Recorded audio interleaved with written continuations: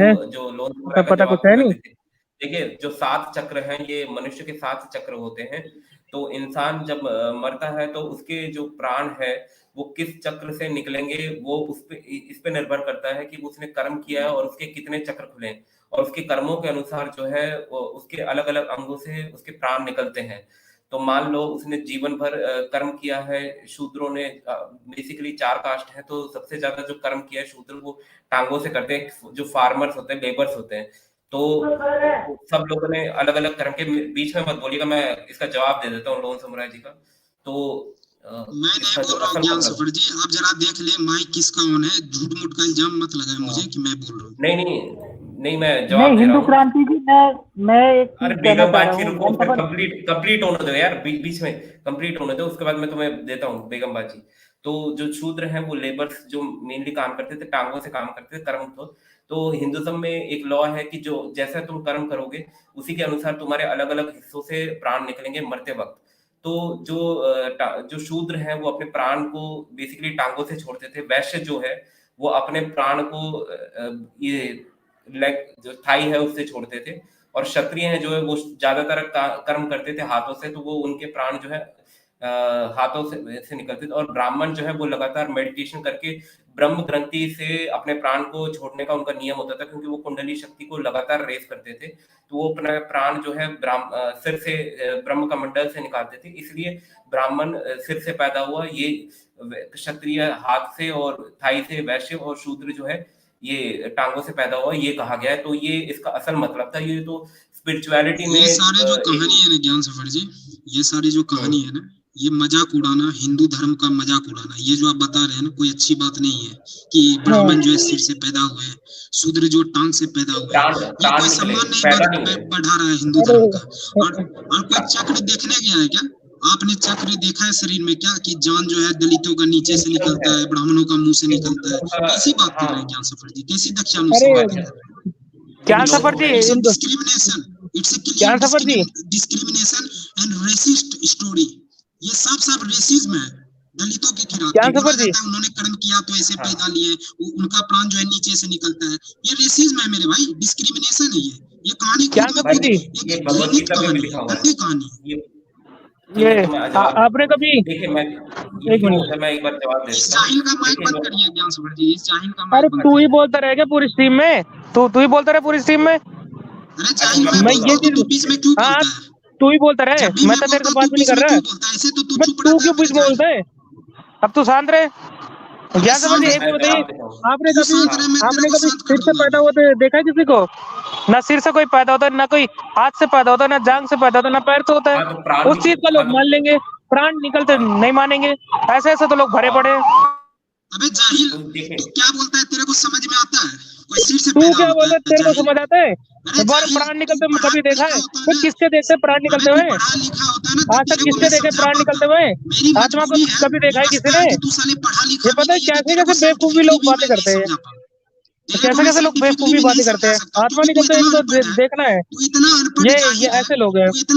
अरे तू ऐसे से उड़ान पड़, तू ऐसे से उड़ान पड़, तू ऐसे से उड़ान पड़। ये जाहिल इतना है, आप तो पढ़े लिखो आदमी हो हिंदू क्रांति जी, लेकिन ये इतना जाहिल है। अब इसको मैं क्या समझाऊं कि कोई सर से हिंदू क्रांति एक बार कोई जान से पैदा नहीं होता है। ये सारी कहानियां हैं, एक बार सारी बकवास कहानियां हैं जो डिस्क्रिमिनेट करती है, जो डिस्क्रिमिनेट। अरे हिंदू क्रांति जी सुनिए, ये एक बार ज्ञान सफर जी एक मिनट, एक बार वो चौपाई की तरफ मतलब बता दीजिए। वो जो बताया ढोल गवार सूद परसुन नरहारी, इनको तारनहारी याली चौपाई के असली में मतलब बता दीजिए। अरे मैं आर्य समाजी हूँ, मैं सबको बता देता हूँ। मैं इन बकवास कहानियों में नहीं मानता हूँ कि कोई सर से पैदा होता है तो कोई पैर से पैदा होता है। हम नहीं मानते इस बकवास चीजों में। और सच्चा हिंदू बनना है तो आपको वेद पे जाना पड़ेगा। ऐसे उलझुल आप कहानी पढ़ोगे ना तो ये आप एक्सपोज करोगे। वेद को पढ़ने के लिए 15 साल लगते हैं। ये कहानी अगर आप इंटरनेशनल लेवल के डिबेट प्लेस पे अगर ये कहानी आप बकोगे ना तो आपको पता भी नहीं है आपके ऊपर कितना ये बरसेगा लोगों का। ये डिस्क्रिमिनेशन है। और बड़े प्राउडली हिंदू बताते हैं कि हाँ ब्राह्मण सर से निकलते हैं। आपको पता है कितना रेसिस्ट कहानियां है ये सब, कितना रेसिस्ट कहानियां है कि शूद्र पैर से पैदा लेते हैं, ये होते हैं। आप ऐसी कहानियों पे विश्वास, जब आपकी बात खत्म हो जाए तो हमें बता दीजिएगा ताकि हम बोले। आपकी बात जब खत्म हो जाए तो मेरी बात खत्म हो गई है। हाँ, तो मैं ये कह रहा हूँ कि देखिए, यहाँ पे पैदा होने की बात नहीं की है, ये प्राण निकलते हैं, ये बात की है, क्योंकि प्राण जो है वो कर्मों के अनुसार जो है अलग-अलग अंगों से निकलते हैं। ये इस पे निर्भर करता है। और सबके कर्म अलग-अलग होते हैं, तो उसके कर्म के अनुसार जो आत्मा है, वो लास्ट में जिस अंग का उसने जीवन भर सबसे ज़्यादा इस्तेमाल किया है, तो वो जो आत्मा है, उस अंग के प्रति आकर्षित होती है और वहीं से जो है प्राण निकलते हैं। तो ये नियम है, इसलिए ये कहा गया है। इसका मतलब ये नहीं है कि कोई पैदा हुआ, टाँग से कभी कोई पैदा नहीं होता। ये तो प्राण छोड़ने की विधि है और सिर से हमेशा प्राण छोड़ने चाहिए, क्योंकि आत्मा के जो प्रकाश है वो उसको देखने के लिए हमेशा ब्रह्म ग्रंथि से ही प्राण छोड़ने चाहिए। और जब ब्रह्म ग्रंथि, क्योंकि वहाँ पे जब आत्मा का प्रकाश दिखाई देगा तो उसे ज्ञान प्राप्त होगा।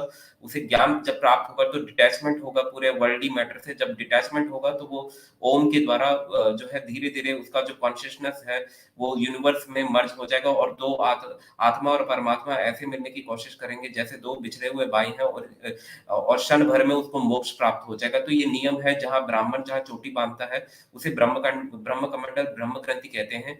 ये उसके ऊपर सहस्त्राणाम चक्र होता है, तो इस चक्र से हमेशा प्राण छोड़ने होते हैं। जो दूसरे अंगों से प्राण छोड़ते हैं तो उसको उसके कर्मों के अनुसार जो है फिर जन्म लेना पड़ता है। तो ये कोई दलित भी जो है अपने प्राण सिर से निकाल सकता है अगर वो मेडिटेशन करे। तो ये निर्भर करता है आपके कितने चक्र खुले हैं। तो अगर आप कोई शूद्र मेडिटेशन करें तो वो भी ब्राह्मण बन सकता है। और हर शूद्र जो है जन्म से, हर बच्चा जो है जन्म से शूद्र होता है, क्योंकि वो उस वक्त उसके कोई चक्र नहीं खुले होते। तो अभी इस पे आप कुछ कहना चाहेंगे? सबसे पहले तो साइंटिफिकली कोई भी प्रूवन नहीं है कि लोग मुंह से आ रहे पिछवाड़े से प्राण छोड़ते हैं। और दूसरी बात, ये चक्र वक्र आप जो बोल रहे हैं कोई भी साइंटिफिकली प्रूवन नहीं है। ये सब कोड़े कहानियां हैं लोगों को डिस्क्रिमिनेट करने के लिए कि ब्राह्मण जो है, जो काफी विद्वान होते हैं उनका प्राण मुंह से निकलता है, और जो दलित होते हैं, छोटे कर्म करने वाले होते हैं, उनका प्राण नीचे से निकलता है। ये सब कोड़े कहानियां हैं। अगर आपको बात करना है ना तो आप सही बात करें, वेदों की बात करें। जिस तरह से ये पुराण इन सभी चीजों में ऐसे कहानियां घुसेरी गई हैं, ये सबसे बड़े दुश्मन है हिंदू समाज के। आप नहीं डिफेंड कर पाओगे। आप चार आदमी के बीच में बोल रहे हो ना, बड़ी अच्छी अच्छी बातें कर रहे हो। आप किसी पढ़े लिखे आदमी के सामने अगर बोलोगे ना इंटरनेशनल लेवल पे आप ऐसी बातें करोगे तो लोग आप पर हंसेंगे। यहाँ पे आप चैंपियन बन जाओ, कोई बात नहीं है। हिंदू क्रांति जी आप ही बोलिए। तो चौपाई का मतलब बता दीजिएगा जरा। अरे हिंदू क्रांति जी आप बोलिए यार।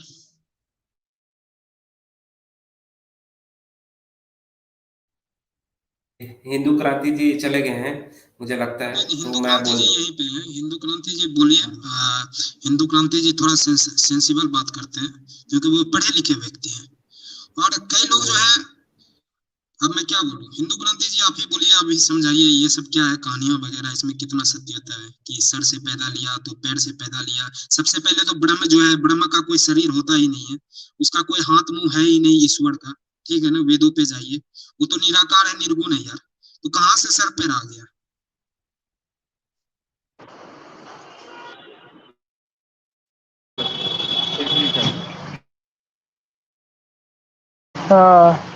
देखा जाए तो ज्ञान सभा जैसे इंटरनेशनली बात करने के लिए भी वो लोग होते हैं, तो भी इसी तरह के से।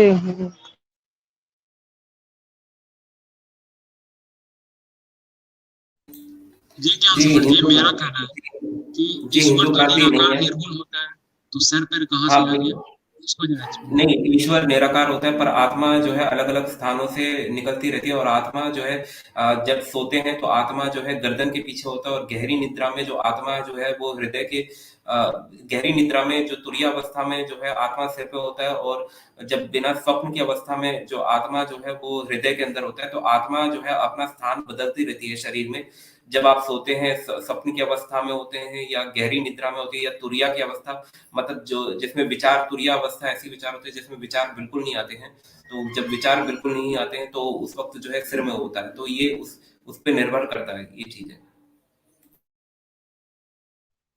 नहीं, मैं ये बात कर रहा हूँ कि आपने तो ये बातें बोल दी, आपने जवाब नहीं दिया कि आप जो बोल रहे हैं, जो लिखा हुआ है कि ब्राह्मण सर से पैदा होते हैं, इसको जरा एक्सप्लेन करिए ना। निद्रा वाली इधर उधर की बातें ना करिए, इसको एक्सप्लेन करिए।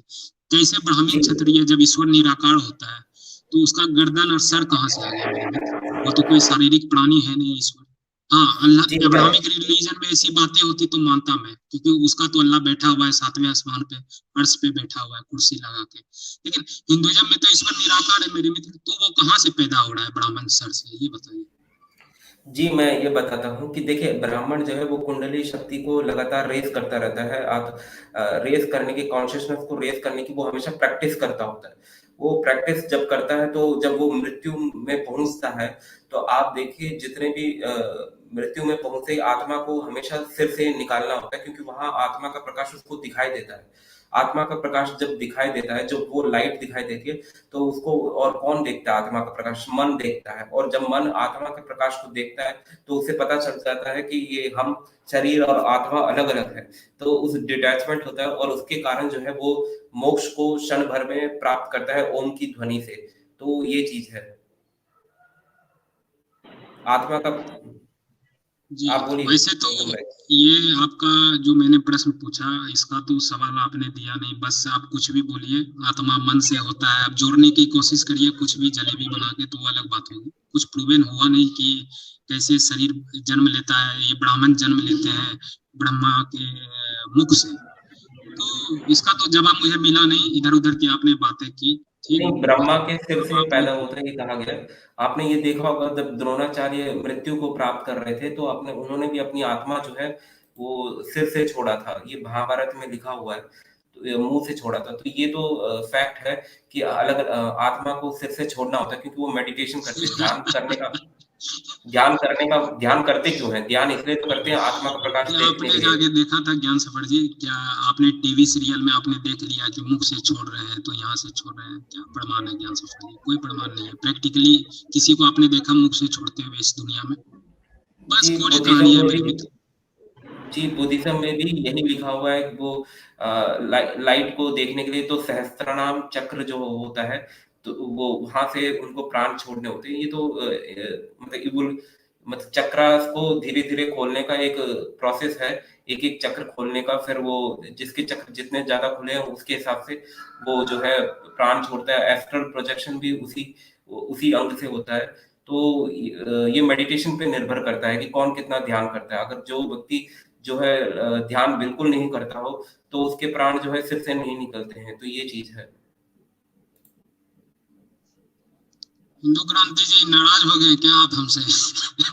अरे हिंदू क्रांति जी देखिए थोड़ा हो गया गर्मा गर्मी, कोई बात नहीं। ज्ञान सफर जी, किसी देखिए जी इंडिविजुअल यहाँ पे व्यक्ति से हो गया। ये, देखिए इसको फिर कीड़ा कीड़ा काट रहा है इसको फिर से। अरे तू ही तो बोले जा रही थी इतनी देर से, मैंने कुछ बोला भी नहीं इसको है। इसको अब शांत कीड़ा हो जा थोड़ी काटता है, देर। जब मैं बोलता हूँ तो इसको तेरे कीड़ा काटता है। इसको मैं तेरे समझ सकता हूँ, तेरे तुम्हारा बोलने से कुछ कष्ट नहीं मैं होता। समझ सकता हूँ। अब शांत हो हिंदू जा थोड़ी क्रांति देर। जी आप बोलिए, आप अरे उससे तू कोई शांत लेना रहे, अब देना मेरे को नहीं बोलने था, दे। गर्मा गर्मी जो हुआ था आपसे लेना अरे देना तू नहीं था। शांत हिंदू रहे। क्रांति जी आप बोलिए। ज्ञान सफर जी, मेरी बात तेरा सुनिए। बाप भी देखिए शांत नहीं करा पाएगा पांडे, ये बात जान ले तू। बहुत सी बातें इशारे में होती है, बहुत सी भी चीजें होती है जो धर्म में लिखी भी जाती है और डिजाइन भी और मूर्तियां भी वैसे बनाई जाती है।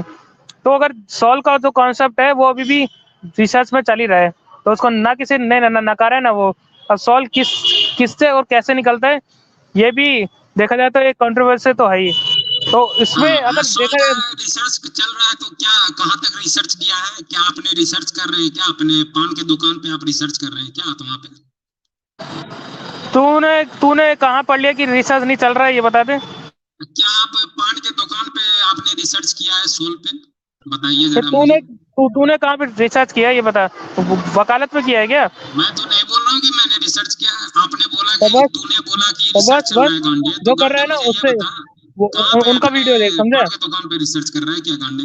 कौन सी कैसी दुकान कैसी में? बात करता है गांडे? तो हर देखा जाए जगह तो, पे कितना बेइज्जत होगा ये बता अरे मुझे। रहने बेइज्जत तू सुन इंसान है। गांडे, एक चीज बेइज्जत तू बोलता इंसान हूँ है। तेरे को। गांडे एक चीज वह बोलता हूँ, रहने दे तू रहने दे अपने रहने दे रहने पिताजी दे को बोल, पिताजी आपने रहने दे आप मुझे फिर से वह नाम रहने दे रहने लिखवाइए, दे मैं रहने दे, 1 से समझा? लेकर 10th तक फिर दूसरा पढ़ूंगा, तब तेरे को दूसरा समझ का में आएगा। प्रोफेशन करने के बाद छोड़ यहाँ दे, पढ़ लिख समझा? ले, यहाँ पढ़ लिख ले थोड़ा। जाके तू पढ़। तेरे को ये तक नहीं पता था कि रामायण मैंने राम पढ़ी है, राम रामायण तू पढ़ा है, राम इसीलिए तो तेरी ये रामचरित हाल है मानस कि की तू चौपाई पान के तो दुकान पे मनुस्मृति का बता रहा बैठता था। है। पढ़ा तो कौन लिखा सा होता पढ़े तो लिखे तेरी वाले? ये हाल थोड़ी होती गांडे। तेरा क्या हाल है वो देख के पता तू चल रहा सच है। में गांडे है। तू अब अपने तू क्या भाइयों से है? भी गाली सुनता तू है, क्या तू है? हर जगह गालियां सुनता है। तू ना सबसे बड़ी गाली है। तेरी इज्जत वगैरह गांडे, अपनी इज्जत पे भी थोड़ा अबे काम कर। तेरी तेरी इज्जत तेरी इतनी, तेरी इज्जत तेरे को सबने देख शर्म ली। लगता है कि नहीं? सिर्फ गांडे हर गालियां जगह देनी तू आती है गालियां बस। सुनता है, वहां पे जरूर सिर्फ बातें बोलता है कि करता वो है, जो मैं वही है ना, जो वहाँ पे शेयर रिसर्च हो किया रहा है। गालियां देने का काम करता है। कुत्ते की तरह बस भौंकते रहो एक दूसरे के ऊपर गांडे बस। जी कितना मैंने कुछ गाली शेयर खाया किया पढ़ है गांडे। जी मैंने कुछ शेयर अबे किया, तू उसको पढ़ता हूँ मैं। तू सिर्फ गाली दे कुत्तों की तरह बस। अबे मैं तेरा जी बाप हूँ, कुत्ता नहीं हूँ। कुत्ता तो तेरे अबे पिताजी है, तू जो तुझे तू पढ़ाए नहीं उन्होंने। तेरे बाप को ही पता नहीं है, तू अबे रहने दे। तेरा बाप पान पे दुकान पे बैठता है तो कैसे तेरा घर चलता है? तेरा क्या बाप कहाँ करता है? बैठता फिर है ये उसके बता बाद दे। भीख मांगता है क्या दिल्ली के रोड पे? सिर्फ कुत्ते की अच्छा तरह मैं भौंकने के लिए आते थे कहीं पे। अबे मेरे बेटे, तेरे को 500 रुपया अबे मैं भेजा देता रहने दे हूँ कुत्ते की किताब तरह खरीदने के तेरे लिए। में बहुत। अच्छा अब मैं आ गया कुछ समझ शेयर में? किया, इसको पढ़ते हैं, इसको पढ़। जो हिंदुज्म का जो नॉलेज था ये गोपनीय था। ये जितना भी प्राण छोड़ना, जितना भी चक्र है, ये देखिए शिव संहिता का जो चैप्टर है उसमें ये लिखा हुआ है। उसका मैं पढ़ के सुनाता हूँ क्या लिखा हुआ है शिव संहिता के चैप्टर में। यह अभ्यासशील योगी देवताओं से पूजित है और अनिदमिक सिद्धि लाभ करके तीनों लोक में इच्छा पूर्वक विचरेगा। जिस प्रकार वायु का अभ्यास करेगा उसी तरह साधका शरीर सिद्ध हो जाएगा। बुद्धिमान पुरुष आत्मा में स्थित होके सर्वदा क्रीड़ा करेगा। यह योग परम गोपनीय है। तो यहाँ पे एक शब्द का इस्तेमाल किया है कि परम गोपनीय है। तो जो ये नॉलेज था, जो भी चक्रास का योगा है, ये हमेशा गोपनीय रखते थे, तो ये नॉलेज कभी देते नहीं थे। तो ये नॉलेज अगर दूसरे लोगों को देंगे तो बात यह है कि इंसानों में जो लड़ाइयां हैं वो कभी खत्म ही नहीं होती। तो ये नॉलेज जो है हर किसी को नहीं दिया जाता था, तो क्योंकि जिस व्यक्ति में अहंकार कूट कूट के भरा हुआ है, खास प्रकार वो व्यक्ति को नॉलेज नहीं देना चाहिए। तो ये हमेशा परम गोपनीय है। आगे पढ़ता हूँ। ये योग परम गोपनीय, अनाधिकार को कदापि देने अनाधिकारी, अनाधिकारी मतलब अनाधिकारी जो योग्य नहीं है, को कदापि देने योग्य नहीं है, परंतु प्रमाण युक्त अर्थात पूर्वोक्त लक्षण युक्त साधक अवश्य देना उचित है। लक्षण युक्त साधक। आगे पढ़ते हैं। पद्म स्थिति योगी जब कंठ कूप का स्मरण अर्थात उस स्थान में मन को लय करेगा, जीहा के तालु के मूल में स्थित करेगा तथा तब वह क्षुधा व पिपासा से रहित हो जाएगा। कंठकूप के कुर्मनाड़ी शोभित है। इस नाड़ी में योगी मन को स्थिर करके अत्यंत चित्त की स्थिरता पावेगा। तो जो जैसे मैंने अभी आपने देखा कि उसमें ये शिव संहिता की जो किताब है उसकी मैं और भी पेजेस शेयर करूंगा, कैसे अलग अलग अंगों से प्राण छोड़ते हैं। और इसमें साफ लिखा हुआ है ये पूरा जो ज्ञान है परम गोपनीय है। तो इस कारण से ये दिया नहीं जाता था दूसरों के लोगों को, क्योंकि हर किसी को ये नॉलेज दे नहीं सकता। फिर वो उसके पास जो पावर्स वो एक्यूमुलेट करेगा उस चक्रास को खोल के। अगर वो अहंकारी व्यक्ति होगा तो वो उसका मिसयूज करेगा। तो इसलिए जैसे कर्ण जो है, उसने जब पावर्स उसको मिली तो उसने उसका मिसयूज किया, दुर्योधन का साथ दिया और जो है एक महाभारत युद्ध हुआ। तो अगर ये अहंकारी लोगों के पास ये नॉलेज चले जाता है, चाहे ब्रह्मास्त्र हो, ये कोई भी नॉलेज हो, किसी भी प्रकार का योगा हो, तो लड़ाइयां इंसानों में कभी खत्म नहीं होगी। तो इसलिए ये हमेशा इस नॉलेज को परम गोपनीय रखे। और परम गोपनीय शब्द शिव संहिता में कई बार इस्तेमाल किया है। ये तो मैंने एक पेज दिखाया, पर ये हमेशा कई बार इस्तेमाल किया है। तो ये चीज है। इसीलिए कई बार जो ये कहते हैं कि नॉलेज दूसरों को नहीं देता, उसका कारण ये था। और मैं आपको वो भी बताऊंगा प्राण छोड़ने की विधि। तो आप बोलिए तब तक।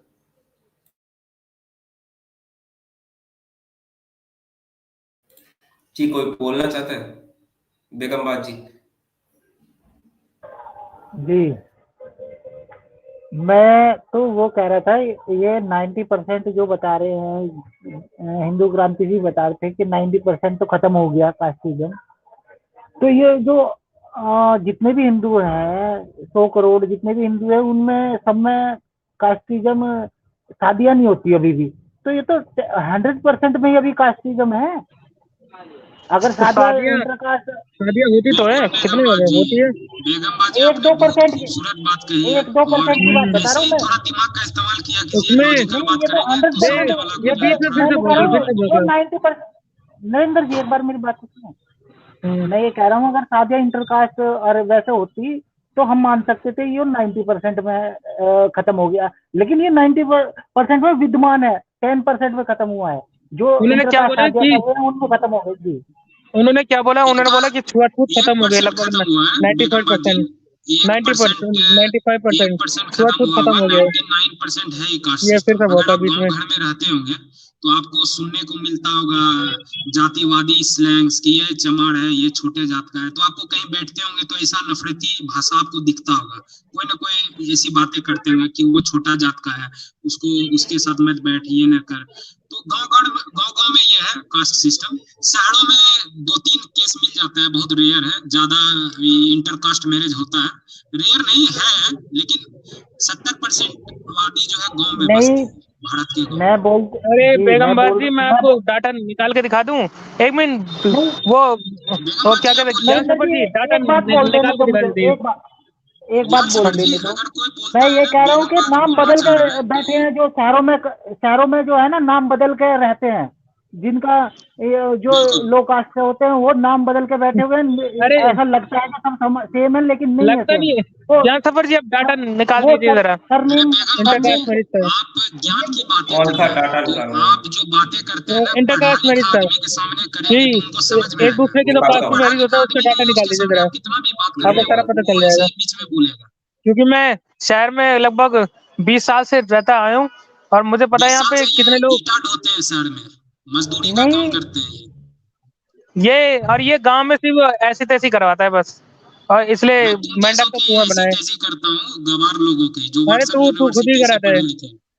नहीं, मैं ये कह रहा हूँ डाटा सिर्फ नेम प्लेट से बनाते हैं ये, जो नेम बिल्कुल प्लेट बाहर बिल्कुल। लगी हुई है ना, उससे डाटा बनता है सारा अरे गवर्नमेंट का। उससे नहीं बनता, सरकारी बाहर जो से डाटा बनता है वो घर घर जाके अरे पूछ के बाहर बेगम बनता बात है। से जी, चले जाते हैं। क्या आप बोलेंगे कि ये बाहर से देख व्यक्ति लिया बन नहीं जाएगा? समझेगा, क्योंकि इसने आप जरा एजुकेशन नहीं लिया, ज्ञान हायर सफर, एजुकेशन इसने नहीं आप लिया जरा है, डाटा तो ये नहीं निकालिए समझेगा आपकी बातें। इंटरकास्ट मैरिज का, पता चल जाएगा पूरा कितना होता है कितना नहीं होता है, क्योंकि छुआछूत लगभग 95%। बात यह है ना मित्रों, ये रहा, दर्शकों, निकल गया। कि ऐसे लोग जो है ना 5% तो हिंदू ऐसे ही धर्म निकल के गया, सबसे वो बड़े दुश्मन है, 2% निकाले थे। सबसे बड़े दुश्मन है ये लोग। आपको लगता होगा कि ये हिंदुओं की बात करते हैं, ऐसे गवार लोग से अगर आप डिबेट करवाएंगे, हिंदू धर्म को डिफेंड करवाएंगे, तो ये हाँ? हिंदू धर्म की सबसे ज्यादा हानि करते हैं ऐसे ही लोग। इनसे डिबेट करा लो, जो बोलते हैं कि ना रामचरितमानस का चौपाई को बोलते हैं मनुस्मृति की तू है। पढ़ रामचरितमानस, तू पढ़ ना रामचरितमानस, इसी पढ़ तो तूने तू पढ़ी जो रहा था आज ना, तेरा आईक्यू पढ़ तो लेवल तू बहुत रहा था लो ना, है। थोड़ा जो पढ़ाई बोलते ना लिखाई पढ़ तो करता, तू रहा था साइंस ना। की किताबें पढ़ता, तब तेरा आईक्यू अब तो लेवल हाई रहता है। साइंस की किताब पढ़ के तू साइंटिस्ट बन गया क्या? क्या बोला, और कौन सा क्या। रिसर्च किया बोल, ज्ञान सफर, क्या इन्वेंशन किया ज्ञान बोल तू आज सफर, तक?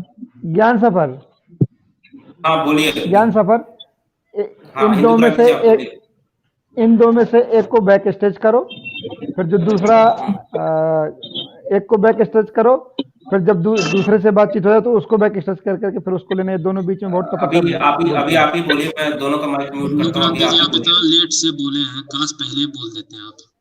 अभी हिंदू क्रांति जी टपाटप बोलेंगे। करते हैं। हिंदू क्रांति जी अभी आप ही बोलेंगे, बोलिए। हाँ, बोलिए हिंदू क्रांति जी। तो मैं अभी तक आपकी स्ट्रीम सुन नहीं रहा था, मेरा फ़ोन आ गया था एक दोस्त का, तो मैं उसमें बात कर रहा था, इसलिए मैंने सुना नहीं कि बीच में क्या हुआ है। लेकिन किसी भी स्ट्रीम में इस बड़ी सीरियस होकर के और गंभीरतापूर्वक बात करनी चाहिए, क्योंकि ये सोशल मीडिया है और ये स्टोर होती है।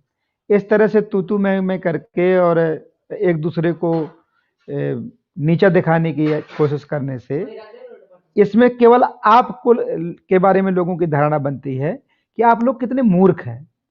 किसी की यह धारणा नहीं बनती है कि आप लोग कोई बुद्धिमान लोग हैं या समझदार लोग हैं। दोनों के लिए बनती है, एक के लिए नहीं बनती। एक अगर मूर्खता करे भी तो दूसरा समझदार का काम है कि वो ना करे। तो ये अरे यार, पांडे माइक बंद कर, बोल रहे हैं हिंदू क्रांति जी, खोल लिया है माइक, माइक बंद कर। एक दूसरे के बीच में बोलना और पॉइंट के बगैर बातें करना, बगैर कोई रेफरेंस दिए बातें करना, ये कोई मतलब नहीं है ऐसी चीज़ों का। ये तो केवल स्ट्रीम का टाइम पास है और व्यर्थ में उसका कोई सेंस नहीं होता। दूसरे को सुनने में भी बुरा लगता है इस तरह की बातों को। तो point by point, step by step discussion करिए। एक दूसरे को तू ऐसा है, मैं ऐसा हूं, तेरा वो है, फलाना, ये सब क्या है? इसमें कुछ नहीं रखा है। ये तो ऐसे तो वो मूर्ख लोग भी करते हैं, जो गधिष्ठ लोग हैं, वो लोग भी ऐसी बेवकूफ़ी करते हैं। तेरा मेरा करने लगते हैं, तुम ऐसे हो, वो ऐसा है, फलाना ऐसा है, जज करने लगते हैं दूसरे को। तो ये एक दूसरे को जज क्या करना है? आप सब्जेक्ट पे बात करो, पॉइंट पे बात करो और उसके बारे में चर्चा करो। आज का आपका जो सब्जेक्ट है, आज का जो आज का जो आपका सब्जेक्ट है, जो आपकी आज की बातचीत है, वो आपकी कास्ट सिस्टम पर है। तो कास्ट सिस्टम पर आप जो चीजें, होता क्या है कि चीजें आपस में लिंक कर दी जाती हैं, मिक्स कर दी जाती हैं, जिनका आपस में कोई दूसरे दोनों का संबंध नहीं होता है। जिन चीजों का दोष कास्ट से नहीं है, उनका दोष भी कास्ट पर डाल दिया जाता है। और जिन चीजों का फायदा, कास्ट से फायदा क्या हुआ, पहले उस पर भी तो डिस्कशन करिए। सोच के तो बताइए कि कास्ट से क्या फायदा भी तो हुआ है ना कुछ। भारत पूरी दुनिया में सोने की चिड़िया था। ये कास्ट मौजूद थी तभी था ना। पूरी दुनिया का इकोनॉमिक हब भारत था। ये कास्ट थी, ये वर्ण व्यवस्था थी तब था। पूरी दुनिया का इंटेलेक्चुअल एजुकेशन, पूरी दुनिया से सबसे अच्छा एजुकेशन, जहां पूरी दुनिया से लोग पढ़ने लिखने आते थे, कहां जाते थे? ये इंडिया आते थे। वो कास्ट मौजूद था तभी था वो सब कुछ। ये ऐसा नहीं था कि वो वर्ण व्यवस्था और जाति प्रथा नहीं थी और ये सब हो रहा था। पूरी दुनिया का सिल्क, मसाले, खेती, एजुकेशन, मेडिसन, ज्वेलरी, कपड़े, हर चीज, आप कुछ भी उठा के देख लीजिए, हर चीज में नंबर 1 पे खड़ा था भारत। वो तब कब था? जब कास्ट सिस्टम मौजूद था। कास्ट मौजूद थी आपके अनुसार और वर्ण व्यवस्था थी, तब था वो। तभी आपके वेद लिखे गए, तभी आपके पुराणे लिखे गई, तभी आपके उपनिषद लिखे गए, तभी आपके सारे महापुरुष हुए उसी टाइम पर। उसके बाद कुछ भी नहीं हुआ आज तक। तो आप उसको दोष ना दें। वो चीज ऐसी नहीं है कि जिसको आप दोष ही दें। उसके फायदे भी तो गिनो कि उसमें फायदा क्या क्या हुआ है। आज आप उसको दोष देने पे आमादा है। काम आप नहीं कर पा रहे। लोग, जो कास्ट है ना, आज भी सबसे ज्यादा रोजगार देती है, मालूम है आपको? एक पंडित के लड़के को सीधा रोजगार देती है कि कभी भी पंडित हो सकता है। एक 100 रुपए की मूर्ति लगा ले, रोड में किसी भी किनारे पे बैठ जाए, चंदन लगा के और पीले कपड़े पहन के बैठ जाए, उसकी फैमिली सरवाइव कर जाएगी सिर्फ 100-200 रुपए के इन्वेस्टमेंट से। सिर्फ 200 रुपए के इन्वेस्टमेंट से। कोई भी कुम्हार मिट्टी का काम करने लगे और बर्तन बनाए, बेचे, उसकी पूरी फैमिली सरवाइव कर जाएगी। एक नाई छुरा और कैंची लेकर कहीं बैठ जाए, वो सरवाइव कर जाता है। सभी जातियां अपने कास्ट की वजह से प्रॉपर रोजगार पा जाती हैं। उनको किसी कॉलेज, स्कूल, विद्यालय कहीं जाने की जरूरत नहीं पड़ती है, ऐसे ही पा जाती हैं। तो उसके अपने फायदे भी हैं। अगर कुछ नुकसान है तो बहुत से फायदे भी हैं। तो आप उसको फायदे और नुकसान में गुणा कर लो, फिर बताओ कि क्या खराब है, क्या बुरा, सही है। ऐसी बातें करो, आप सेंसफुल बातें करिए उसके बारे में। जी हिंदू क्रांति जी, इसीलिए तो भारत आगे नहीं पहुंच पा रहा है, क्योंकि ब्राह्मण का बच्चा पंडिताई ही करते रह गया। नाई का बेटा, ठाकुर का बेटा जो है बाल ही बनाते रह गया, और कुम्हार का बच्चा कुम्हारी करते रह गया। तो आप यही करते रहिए। 21st सेंचुरी है, दुनिया मंगल ग्रह पे जाने की सोच रही है। आप कास्ट का डुगडुगी लेके उसे बजाते रहिए, पंडिताइनगिरी करते रहिए, बाल बनाते रहिए। तो फिर एक काम करते हैं, जो हमारे पूरे देश में जितने नाई हैं, जितने मिट्टी के बर्तन बना रहे हैं, जितने ये जातियां हैं, इन सबको मंगल ग्रह पे जाने के लिए विमान बनाने पे लगाते हैं। लगा सकते हैं क्या उनको? जी, पंडित को भी भेजिए जरा मंगल ग्रह पे। हाँ, पंडित भी मंगल ग्रह के लिए जाएगा, तो मंगल ग्रह का विमान बनाएगा। इनका ना कहने का मतलब ये है, सबको ना इनकी तरह साइंटिस्ट बना दो। हिंदू क्रांति जी, इनको ना सबकी तरह ना साइंटिस्ट बना दो। नगेंद्र बीच में नहीं, जब लेवन बोल रहा था बीच में नहीं। हिंदू क्रांति जी, इसको सुलेमानी कीड़ा है। मैं क्यों भड़का? हाँ, जब भी बोलता हूँ ये बीच में बोल रहा है, तब मैं भड़क गया।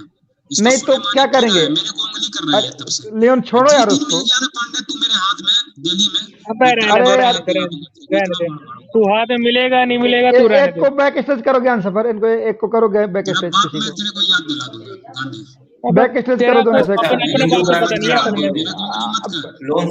पहले पांडे को बैक स्टेज करो, पहले नगेंद्र को करो पहले बैक स्टेज।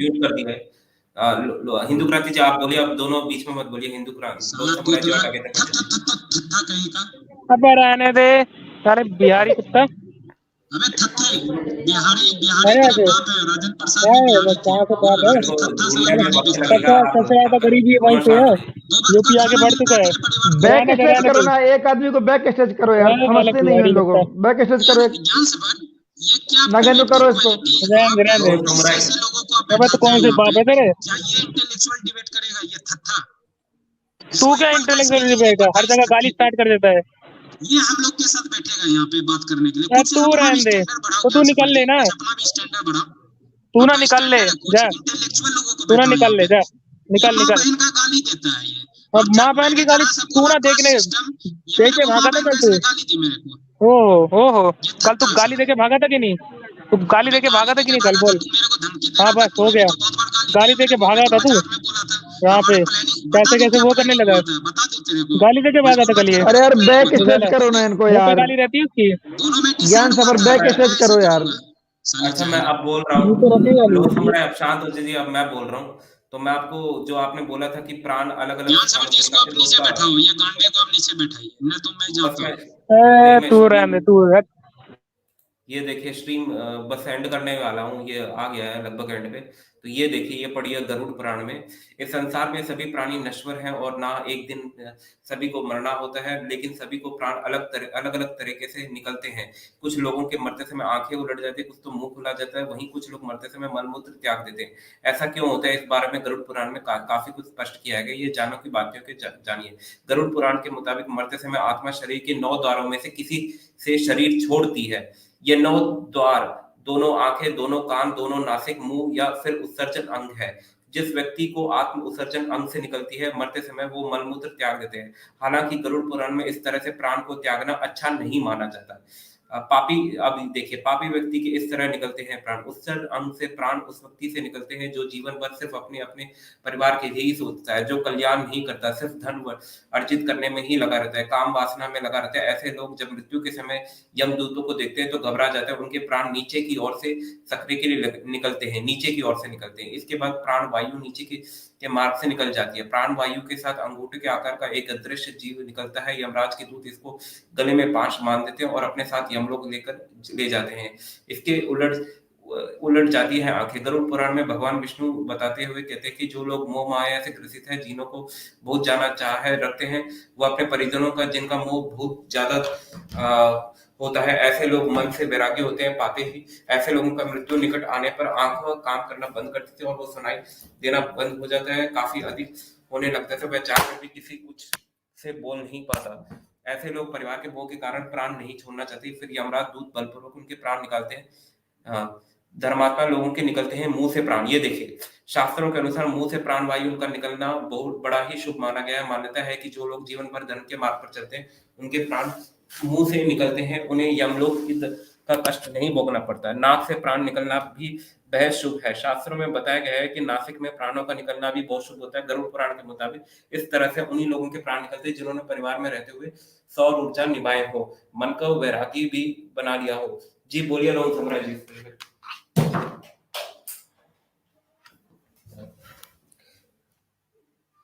लोन समुराय जी इसको बोलिए। नहीं, मैं कुछ बोलता हूँ इसमें। जब आदमी मर गया फिर उसका मुंह से या नाक से निकलने का फायदा क्या है प्राण का? मैं तो यही मानता हूँ। बाकी लोन बोलेंगे क्या बोलना चाह रहे हैं। ये बेसिकली ये सब जो कहानियां है ना, मैं पहली बार आपको देख रहा हूँ। काफी आप रेशनली आप सोचते हो और आप जैसे लोग मुझे काफी पसंद है। और आप जैसे लोग ये हिंदू धर्म को डिफेंड कर सकते हैं। प्रॉब्लम ये है ना कि हिंदू धर्म की महानता बहुत ज्यादा है, लेकिन अगर आप उसके निगेटिविटी को भी डिफेंड करेंगे ना, झूठी कोरे कहानियां को जो पुराणों में ऐड किया गया है किसी ऋषि मुनि जैसे लोगों द्वारा, उसको आप डिफेंड कभी कर ही नहीं सकते। आप बताइए, द्रौपदी को जो आपने जुआ में दांव लगा दिया, कैसे डिफेंड करेंगे लोगों के सामने? कैसे देसी एथिस्टों के सामने आप डिफेंड करेंगे? ये जातिवादी है। इसका मतलब ये है कि ना कोई भी थत्था को म्यूट करो, ये कोई भी थत्था को म्यूट करो। कोई में अबे तू शांत रहे। इतनी देर से तू बोले जा रहा है, टॉपिक तू बोल जो है तू बोले जा रहा है, टॉपिक ये है कि तू बोले जा रहा है इतनी देर से। ये अच्छा स्ट्रीम ऐड करते हैं जी। धन्यवाद सबका। और ये अंत में कहना चाहता हूं कि जो हमने बताया था कि प्रूफ दिया था कि प्राण जो है कर्मों से मैंने आपको दिखाया था गरुड़ पुराण, और ये सिर्फ गरुड़ पुराण में नहीं लिखा है, भगवत गीता में भी लिखा हुआ है कि कर्मों के अनुसार प्राण जो है अलग अलग अंगों से निकलते हैं। तो उसके आधार पर ये डिवीजन किया गया था कि ब्राह्मण, वैश्य, क्षत्रिय, शूद्र, और सबके लिए मोक्ष का मार्ग के लिए तलाश करने के लिए फिर उन्होंने अलग अलग निकाले कि भक्ति मार्ग जो है वो शूद्रों को भी दिया गया, ताकि क्योंकि उनके प्राण नहीं निकल पाते, तो क्योंकि उन्होंने मेडिटेशन जीवन भर, सब लोग मेडिटेशन जीवन भर नहीं कर सकते, ये एक बात सच है, क्योंकि कुछ लोगों को काम भी करना होता है, तो उनके लिए भक्ति मार्ग, यज्ञ मार्ग और शास्त्रार्थ मार्ग और किसी ऋषि की मदद की जो है वो भी दिया गया है। तो इस कारण से ये डिविजन किया गया। इसका मतलब ये नहीं है कि शूद्र जो है टांग से पैदा हुआ है, बस कि उसके लिए भक्ति मार्ग ये सब दिया गया है, और कोई भी, हर बच्चा जन्म से शूद्र होता है और कोई भी शूद्र ब्राह्मण बन सकता है अगर मेडिटेशन का। अगर आप युधिष्ठिर का वो पढ़े, जिसमें वो एक जिसमें जब लेक में गया था तो लेक में उसके चारों भाई मर गए थे, तो वहां पे एक देवता ने प्रश्न पूछे, तो उसने, युधिष्ठिर ने जवाब दिया, अगर कोई ब्राह्मण व्यक्ति गलत बुरा काम करे तो वह, मतलब अज्ञानी हो, बुरा काम नहीं बोला था, लेकिन अगर कोई ब्राह्मण व्यक्ति अज्ञानी हो तो वो शूद्र के बराबर है, और कोई शूद्र व्यक्ति ज्ञानी हो तो वो ब्राह्मण के बराबर है। तो ये चीज बताई गई थी। तो इसी के साथ स्ट्रीम एंड करते हैं। बिल्कुल। तो जातिवाद का खात्मा होना चाहिए। जातिवाद ही हिंदुइज्म का सबसे बड़ा शत्रु है, सनातन का शत्रु है, भारत भूमि का वैसे शत्रु। अब जातिवाद अब स्ट्रीम सही चल रही थी, और कोई तोतले आदमी आके कुछ भी बोले थत्था वगैरह, तो इनकी जातिवाद यहाँ पे अब एक नहीं लगा, और कोई भी बिहारी अगर इतना जय भारत भूमि डिफर्ट करेगा कुछ नहीं होगा। एक एक करके बोलिए, स्ट्रीम एंड करते हैं। कोई भी बिहारी आके इधर कुछ भी बोलेगा, उसका कोई फायदा नहीं है, इसलिए सभी को अबे रहने दे नालंदा। उसको भी निकालो। अरे तू एंड कर दो जरा, क्या खबर एंड करो तुम।